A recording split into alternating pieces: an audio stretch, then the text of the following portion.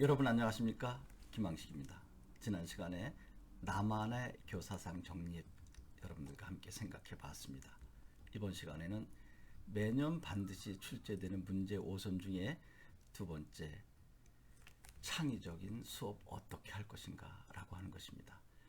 제가 여러분들께 여러 번 말씀드렸지만 창의적인 것은 하늘에서 뚝 떨어지는 것이 아니다라고 했습니다. 기존에 있었던 것, 그것을 한 뼘 틀어서 새로운 각도로 살펴보는 것, 그래서 나름대로의 것을 생성해내는 것이 바로 창의적인 학습이다라고 했는데, 그럼 구체적으로 어떻게 하면 좋겠습니까? 라는 질문들이 많이 있습니다.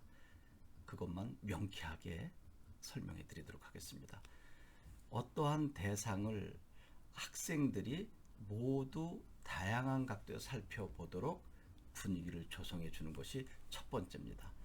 여러분, 나무를 놓을 수도 있고 곤충을 놓을 수도 있고요. 아니면 어떤 사회 현상을 놓을 수도 있습니다. 그것을 학급에 있는 학생, 예를 들어서 25명이라고 한다면 모두 나름대로의 각도에서 섬세하게 살펴보도록 분위기를 조성하고 첫 번째입니다. 그렇게 해서 나름대로 살펴본 것을 이제 작성하게 하고, 이제 쓰기 영역 됐죠? 좀 어설프면 어떻습니까? 어떤 학생은 한 줄 쓸 수 있고 또 능력이 되는 학생은 한 페이지 정도 작성할 수 있겠죠. 다음에는 작성한 것을 발표하도록 돕고, 이제 초등학교 40분 또는 중고등학교 45분, 50분간에 얼마든지 가능한 것입니다. 처음에 섬세하게 살피는 힘, 관찰하는 힘이죠. 관찰에 그치지 않고 그것을 기록하도록 하고, 그러면 쓰기, 더 나아가서 논술 수업의 일환, 그 다음에는 쓴 것을 프리젠테이션 하게 하는 거죠. 프레젠테이션입니다. 나름대로 발표할 수 있는 능력을 주는 거죠. 그러면 관찰하고 쓰고 발표하고, 그 다음에 무엇을 해야 됩니까?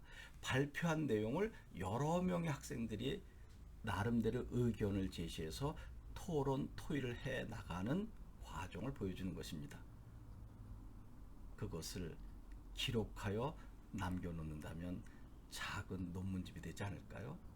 매 시간 소논문집이 묶음집으로 나오게 되는 것이죠. 어설프면 어떻습니까? 그렇게 매 시간 한 권씩 묶음집으로 나오게 되면 100시간이 되었다고 하면 100권의 논문집이 나오게 됐을 때 1권과 100권의 차이는 많이 나겠죠. 즉 비포 애프터가 될 것입니다. 하나의 수업 시간에 하나만으로 이루어지는 것이 아니라 입체적으로 구조적으로 이루어지는 것이죠.